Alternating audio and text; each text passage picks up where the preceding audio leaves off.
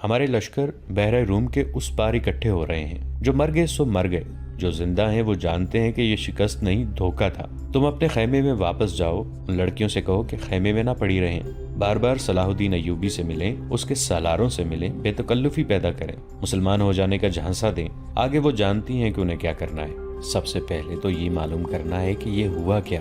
موبی نے کہا، کیا سوڈانیوں نے ہمیں دھوکہ دیا ہے؟ میں یقین کے ساتھ کچھ نہیں کہہ سکتا، رابن نے کہا۔ میں نے حملے سے بہت پہلے مصر میں پھیلائے ہوئے اپنے جاسوسوں سے جو معلومات حاصل کی تھی وہ یہ ہیں کہ صلاح الدین ایوبی کو سوڈانیوں کے 50,000 محافظ لشکر پر بھروسہ نہیں، حالانکہ یہ مسلمانوں کے وائس رائے مصر کی اپنی فوج ہے۔ ایوبی نے آ کر مصری فوج تیار کر لی ہے، سوڈانی اس میں شامل نہیں ہونا چاہتے۔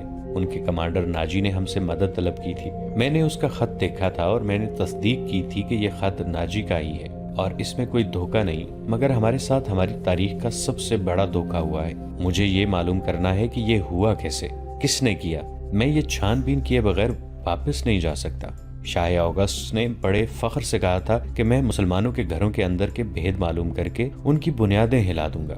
اب تصور کرو موبی، شہنشاہ کے دل پر کیا گزر رہی ہوگی۔ وہ مجھے سزائے موت سے کم سزا دے گا، صلیب کا قہر مجھ پر الگ نازل ہوگا، میں سب جانتی ہوں، موبی نے کہا۔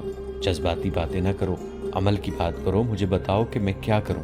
رابن کے اعصاب پر اپنا فرض اور شکست کا احساس اس حد تک غالب تھا کہ اسے یہ بھی احساس نہیں تھا کہ موبی جیسی دلکش لڑکی جس کے ایک ایک نقش اور جسم کے انگ انگ میں شراب کا طلسم بھرا ہوا تھا اس کے سینے سے لگی ہوئی ہے، اور اس کے ریشم جیسے ملائم اور لمبے بال اس کے آدھے چہرے کو ڈھانپے ہوئے ہیں۔ رابن نے ان بالوں کے لمس کو ذرا سا محسوس کیا اور کہا، موبی تمہارے یہ بال ایسی مضبوط زنجیریں ہیں جو صلاح الدین ایوبی کے گرد لپٹ گئیں تو تمہارا غلام ہو جائے گا، لیکن تمہیں سب سے پہلے جو کام کرنا ہے وہ یہ ہے کہ کرسٹوفر اور اس کے ساتھیوں سے کہو کہ وہ تاجروں کے بھیس میں ناجی کے پاس پہنچے اور معلوم کریں کہ اس کے لشکر نے بغاوت کیوں نہیں کی اور یہ راز فاش کس طرح ہوا کہ اس سے فائدہ اٹھا کر صلاح الدین ایوبی نے گنتی کے چند ایک دستے گھات میں بٹھا کر ہماری 3 افواج کا بیڑا غرق کر دیا، اور انہیں یہ بھی کہو کہ معلوم کریں کہ ناجی صلاح الدین ایوبی سے ہی تو نہیں مل گیا اور اس نے ہمارا یہی حشر کرانے کے لیے تو خط نہیں لکھا تھا۔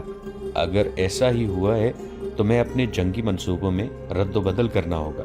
مجھے یقین ہو گیا ہے کہ اسلامیوں کی تعداد کتنی ہی تھوڑی کیوں نہ ہو، انہیں ہم آسانی سے شکست نہیں دے سکتے۔ ضروری ہو گیا ہے کہ ان کے حکمرانوں کا اور عسکری قیادت کا جذبہ ختم کیا جائے۔ ہم نے تم جیسی لڑکیاں عربوں کے حرموں میں داخل کر دی ہیں۔ تم نے بات پھر لمبی کر دی ہے، موبی نے اسے ڈرتے ہوئے کہا۔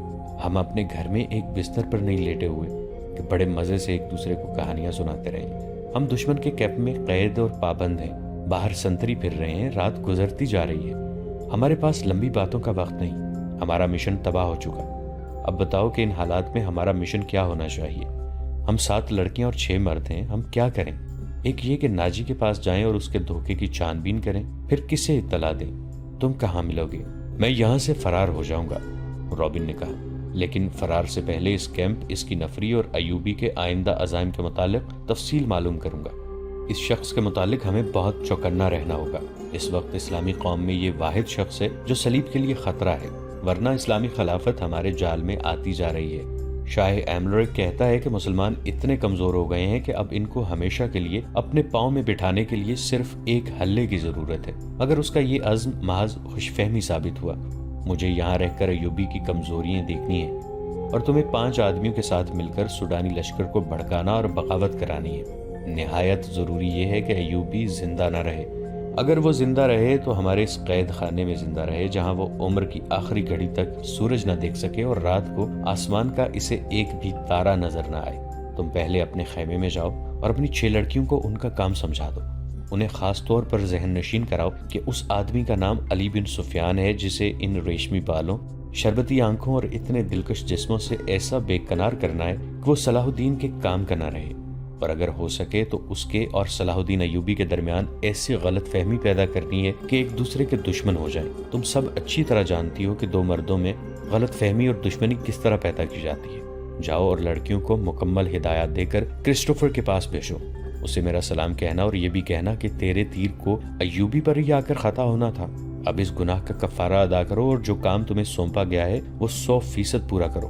رابن نے موبی کے بالوں کو چوم کر کہا، تمہیں صلیب پر اپنی عزت بھی قربان کرنی پڑے گی، لیکن خدا یسوع مسیح کی نظروں میں تم مریم کی طرح کماری ہوگی۔ اسلام کو جڑ سے اکھاڑنا ہے، ہم نے یروشلم لے لیا ہے، مصر بھی ہمارا ہوگا۔ موبی رابن کے بستر سے نکلی اور خیمے کے پردے کے پاس جا کر پردہ اٹھایا۔ باہر جھانکا، اندھیرے میں اسے کچھ بھی نظر نہ آیا۔ وہ باہر نکل گئی اور خیمے کی اوٹ سے دیکھا کہ سنتری کہاں ہے۔ اسے دور کسی کے گنگنانے کی آواز سنائی دی۔ یہ سنتری ہی ہو سکتا تھا۔ موبی چل پڑی اور درختوں سے گزرتی قدم قدم پر پیچھے دیکھتی۔ وہ ٹیلے تک پہنچ گئی اور اپنے خیمے کا رخ کر لیا۔ نصف راستہ طے ہو گیا کہ اسے دو آدمیوں کی دبی دبی باتوں کی آوازیں سنائی دینے لگیں۔ یہ آوازیں اس کے خیمے کے قریب معلوم ہوتی تھیں۔ اسے یہ خطرہ نظر آنے لگا کہ سنتری نے معلوم کر لیا ہے کہ ایک لڑکی غائب ہے اور وہ کسی دوسرے سنتری کو یا اپنے کمانڈر کو بلا رہا ہے۔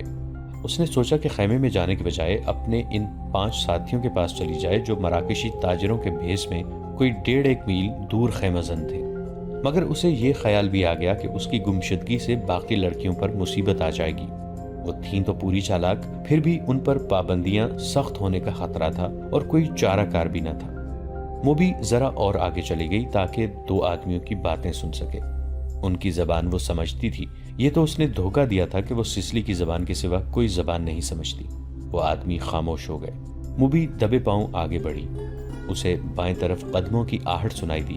اس نے چونک کر دیکھا، درختوں کے درمیان اسے ایک سیاہ سایہ جو کسی انسان کا تھا جاتا نظر آیا۔ اس نے رخ بدل لیا اور ٹیلے کی طرف آنے لگا۔ موبی کوئی خطرہ مول لینا نہیں چاہتی تھی۔ وہ ٹیلے پر چڑھنے لگی۔ ٹیلا اونچا نہیں تھا، فوراً ہی اوپر چلی گئی۔ وہ تھی تو بہت ہوشیار، لیکن ہر انسان ہر قدم پر پوری احتیاط نہیں کر سکتا۔ وہ ٹیلے کی چوٹی پر کھڑی ہو گئی۔ اس کے پس منظر میں ستاروں سے بھرا ہوا آسمان تھا۔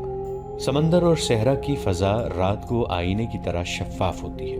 درختوں میں جاتے ہوئے آدمی نے ٹیلے کی چوٹی پر ٹنمن درخت کے تنے کی طرح کا ایک سایہ دیکھا۔ موبی نے پہلو اس آدمی کی طرف کر دیا۔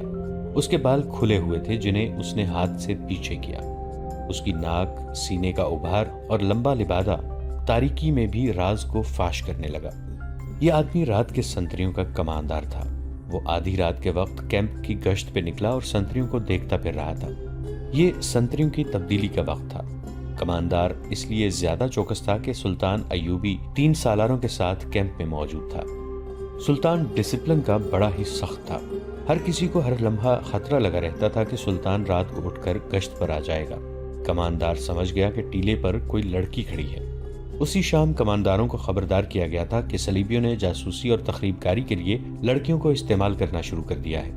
یہ لڑکیاں صحرائی خانہ بدوشوں کے بحروپ میں بھی ہو سکتی ہیں اور ایسی غریب لڑکیوں کے بھیس میں بھی جو فوجی کیمپوں میں کھانے کی بھیک مانگنے آتی ہیں، اور یہ لڑکیاں اپنے آپ کو مغویہ اور مظلوم ظاہر کر کے پناہ بھی مانگ سکتی ہیں۔ کمانداروں کو بتایا گیا تھا کہ آج 7 لڑکیاں سلطان کی پناہ میں آئی ہیں جنہیں بظاہر رحم کر کے مگر انہیں مشتبہ سمجھ کر پناہ میں لے لیا گیا ہے۔ اس کماندار نے یہ احکام سن کر اپنے ایک ساتھی سے کہا تھا، اللہ کرے ایسی کوئی لڑکی مجھ سے پناہ مانگے، اور وہ دونوں ہنس پڑے تھے۔ اب آدھی رات کے وقت جب سالار کیمپ سو رہا تھا، اسے ٹیلے پر ایک لڑکی کا ہیولا نظر آ رہا تھا۔ پہلے تو وہ ڈرا کہ یہ چڑیل یا جن ہو سکتا ہے۔ اس نے نئے سنتری کو لڑکیوں کے خیمے پر کھڑا کر کے اسے بتایا تھا کہ اندر 7 لڑکیاں ہیں۔ اس نے پردہ اٹھا کر دیکھا تو دیے کی پیلی روشنی میں اسے 7 بستر نظر آئے تھے۔ ہر لڑکی نے منہ بھی کمبلوں میں ڈھانپ رکھا تھا۔ سردی زیادہ تھی۔ اس نے اندر جا کر یہ نہیں دیکھا تھا کہ 7 بستر خالی ہیں اور اس پر کمبل اس طرح رکھے گئے ہیں جیسے ان کے نیچے لڑکیاں سوئی ہوئی ہوں۔ اسے معلوم نہیں تھا کہ 7ویں لڑکی ٹیلے پر اس کے سامنے کھڑی ہے۔ وہ کچھ دیر سوچتا رہا کہ اسے آواز دے یا اس تک خود جائے، یا اگر وہ جن چڑیل ہے تو اس کے غائب ہونے کا انتظار کرے۔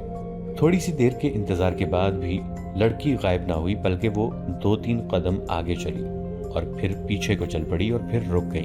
کماندار، جس کا نام فخر المصری تھا، آہستہ آہستہ ٹیلے تک گیا اور کہا، کون ہو تم؟ نیچے آؤ۔ لڑکی نے ہرن کی طرح چوکڑی بھری اور ٹیلے کی دوسری طرف اتر گئی۔ فخر کو یقین آ گیا کہ کوئی انسان ہے، جن یا چڑیل نہیں۔ وہ تنومند مرد تھا۔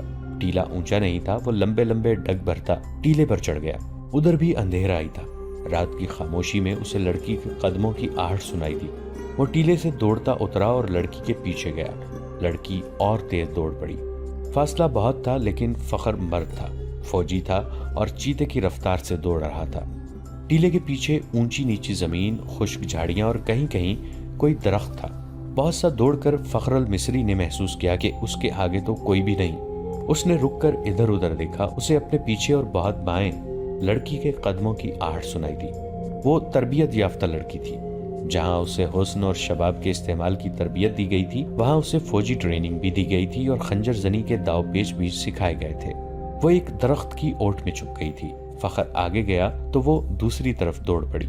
ये ताक़ुब आंख मचोली की मानंद था। फखर को अंधेरा परेशान कर रहा था। मोबी के कदम खामोश हो जाते तो वो रुक जाता। कदमों की आवाज सुनाई देती तो वो दौड़ पड़ता। गुस्से से वो बावला हुआ जा रहा था। उसने ये जान लिया कि ये कोई जवान लड़की है। अगर बड़ी उम्र की होती तो इतनी तेज और इतना ज्यादा न भाग सकती। ताक़ुब में फखर 2 मील फासला तय कर गया। मोबी ने झाड़ियों और ऊंची नीची जमीन से बहुत फायदा उठाया। उसके मर्द साथियों का डेरा करीब आ गया था। वो दौड़ती हुई वहां तक जा पहुंची। उसने अपने आदमियों को आवाजें दी। वो घबरा के जागे और खैमे से बाहर आए। एक ने मशल जला ली। ये डंडे के सिरे पर लपेटे हुए कपड़े थे। उनकी आग की रोशनी बहुत ज्यादा थी। फखर ने तलवार सौंत ली और हाँपता कांपता उनके सामने जा खड़ा हुआ। उसने देखा कि ये 5 आदमी लिबास से सफरी ताजिर नजर आते हैं और मुसलमान लगते हैं। लड़की इनमें से एक की टांगों को दोनों बाजुओं में मजबूती से पकड़े बैठी हुई थी। मशल के नाचते शोले में उसके चेहरे पर घबराहट और खौफ नजर आ रहा था। उसका सीना उभर और बैठ रहा था। उसकी सांसें बुरी तरह उखड़ी हुई थी। ये लड़की मेरे हवाले कर दो, फखरुल मिस्री ने हुक्म के लहजे में कहा। ये एक नहीं, एक आदमी ने इल्तिजा के लहजे में जवाब दिया। हमने तो 7 लड़कियां आपके सुल्तान के हवाले की हैं, आप इसे ले जा सकते हैं। नहीं, मोबी ने उसकी टांगों को और मजबूती से पकड़ते हुए रोते हुए और खौफजदा लहजे में कहा, मैं इसके साथ नहीं जाऊंगी। ये लोग ईसाइयों से ज्यादा वहशी हैं। इनका सुल्तान इंसान नहीं, सांड है, दरिंदा है। उसने मेरी हड्डियां भी तोड़ दी हैं। मैं उससे भाग कर आई हूं। कौन सुल्तान? फखर ने हैरान सा होकर पूछा। वही जिसे तुम सलाहुद्दीन अय्यूबी कहते हो, मोबी ने जवाब दिया। वो अब मिस्र की अरबी बोली बोल रही थी। ये लड़की झूठ बोल रही है, फखर ने कहा और पूछा, ये है कौन? तुम्हारी क्या लगती है? अंदर आ जाओ दोस्त, बाहर सर्दी है। एक आदमी ने फखर से कहा, तलवार न्याम में डाल लो, हम ताजिर हैं, हमसे आपको क्या खतरा? आओ इस लड़की की बिपता सुन लो। उसने आह भर के कहा, मैं आपके सुल्तान को मर्द मोमिन समझता था, मगर एक खूबसूरत लड़की देखकर वो ईमान से हाथ धो बैठा। वो बाकी 6 लड़कियों का भी यही हशर कर रहा होगा। उनका ये हशर दूसरे सालारों ने किया है, मूवी ने कहा। शाम को इन बेचारियों को अपने खैमे में ले गए थे और उन्हें बेसुध करके खैमे में डाल दिया। वो खैमे में बेहोश पड़ी हैं। फखरुल मिस्री तलवार न्याम में डालकर उनके साथ खैमे में चला गया। अंदर जाकर बैठे तो एक आदमी ने आग जलाकर कहवे के लिए पानी रखा और उसमें जाने क्या कुछ डालता रहा। दूसरे आदमी ने फखर से पूछा कि उसका रुतबा क्या है। उसने बताया कि वो कमानदार और ओहदेदार है। उन्होंने इसके साथ बहुत सी बातें की जिनसे उन्होंने अंदाजा कर लिया कि ये शख्स आम किस्म का सिपाही नहीं और जिम्मेदार फर्द है, ज़हीन और दलेर भी है। उन लोगों में से एक ने, जो क्रिस्टोफर था, फखर को 7 लड़कियों की बिल्कुल वही कहानी सुनाई जो सलाहुद्दीन अय्यूबी को सुनाई थी। उन्होंने फखर को यह भी बताया कि सुल्तान अय्यूबी ने उनके मुतालिक क्या कहा था। इन लड़कियों ने सुल्तान को ये पेशकश भी की थी कि वो अपने घरों को तो वापस नहीं जा सकती और ईसाइयों के पास भी नहीं जाना चाहती, इसलिए वो मुसलमान होने को तैयार हैं, बशर्ते कि कोई अच्छे रुतबों वाले अस्करी उनके साथ शादी कर ले। हमने सुना था कि सुल्तान सलाहुद्दीन अय्यूबी किरदार के लिहाज से पत्थर है। हम हर रोज सफर पर रहने वाले ताजिर हैं, इन्हें कहाँ साथ लिए ले फिरते। इन्हें सुल्तान के हवाले कर दिया गया, मगर सुल्तान ने इस लड़की के साथ जो सुलूक किया वो इसकी जबानी सुन लो। फखरुल मिस्री ने लड़की की तरफ देखा तो लड़की ने कहा, हम बहुत खुश थीं कि खुदा ने हमें एक फरिश्ते की पनाह दी है। सूरज गुरूब होने के बाद सुल्तान का एक मुहाफिज आया और मुझे कहा कि सुल्तान बुला रहा है। मैं बाकी 6 लड़कियों की निस्बत जरा ज्यादा खूबसूरत हूँ। मुझे तवक्को नहीं थी कि तुम्हारा अय्यूबी मुझे बुरी नीयत से बुला रहा है। मैं चली गई। सुल्तान अय्यूबी ने शराब की सुराही खोली, एक प्याला अपने आगे रखा और एक मुझे दिया। मैं ईसाई हूँ, शराब 100 बार पी है। बहरी जहाज में ईसाई कमांडारों ने मेरे जिस्म को खिलौना बनाए रखा है। सलाहुद्दीन अय्यूबी कोई नई चीज नहीं थी, लेकिन अय्यूबी को मैं फरिश्ता समझती थी। मैं उसके जिस्म को अपने नापाक जिस्म से दूर रखना चाहती थी, मगर वो इन ईसाइयों से बदतर निकला जो मुझे बहरी जहाज में लाए थे। اور جب ان کا جہاز ڈوبنے لگا تو انہوں نے ہمیں ایک کشتی میں ڈال کر سمندر میں اتار دیا۔ ان میں سے کسی نے ہمارا ساتھ نہیں دیا، ہمارے جسم نچڑے ہوئے تھے اور ہڈیاں چٹکی ہوئی تھیں۔ خدا نے ہمیں بچا لیا اور اس آدمی کی پناہ میں پھینک دیا جو فرشتے کے روپ میں درندہ ہے۔ مجھے سلطان نے ہی بتایا تھا کہ میرے ساتھ کی باقی 6 لڑکیاں اس کے سالاروں کے خیموں میں ہیں۔ میں نے سلطان کے پاؤں پکڑ کر کہا کہ میرے ساتھ شادی کر لو۔ اس نے کہا کہ اگر تم مجھے پسند کرتی ہو تو شادی کے بغیر تمہیں اپنے حرم میں رکھ لوں گا۔ اس نے میرے ساتھ وحشیوں کا برتاؤ کیا، شراب میں بدمست تھا۔ اس نے مجھے اپنے ساتھ لٹا لیا۔ جو ہی اس کی آنکھ لگی میں وہاں سے بھاگ گئی۔ اگر میری بات کا اعتبار نہ آئے تو اس کے محافظوں سے پوچھ لو۔ اس دوران ایک آدمی نے فخر کو قہوہ پلایا۔ ذرا سی دیر بعد فخر کا مزاج بدلنے لگا۔ اس نے نفرت سے قہقہا لگایا اور کہا، ہمیں حکم دیتے ہیں کہ عورت اور شراب سے دور رہو اور خود شراب پی کر راتیں عورتوں کے ساتھ گزارتے ہیں۔ فخر محسوس ہی نہ کر سکا کہ لڑکی کی کہانی محض بے بنیاد ہے، اور نہ ہی وہ یہ محسوس کر سکا کہ اس کا مزاج کیوں بدل گیا ہے۔ اسے حشیش پلا دی گئی تھی۔ اس پر ایسا نشہ طاری ہو چکا تھا جسے وہ نشہ نہیں سمجھتا تھا۔ وہ اب اپنے تصوروں میں بادشاہ بن چکا تھا۔ لڑکی کے چہرے پر مشعل کے شعلے کی روشنی ناچ رہی تھی۔ اس کے بکھرے ہوئے سیاہی مائل بھورے بال چمک رہے تھے۔ وہ فخر کو پہلے سے زیادہ حسین نظر آنے لگی۔ اس نے بےتاب ہو کر کہا، تم اگر چاہو تو میں تمہیں پناہ میں لیتا ہوں۔ نہیں۔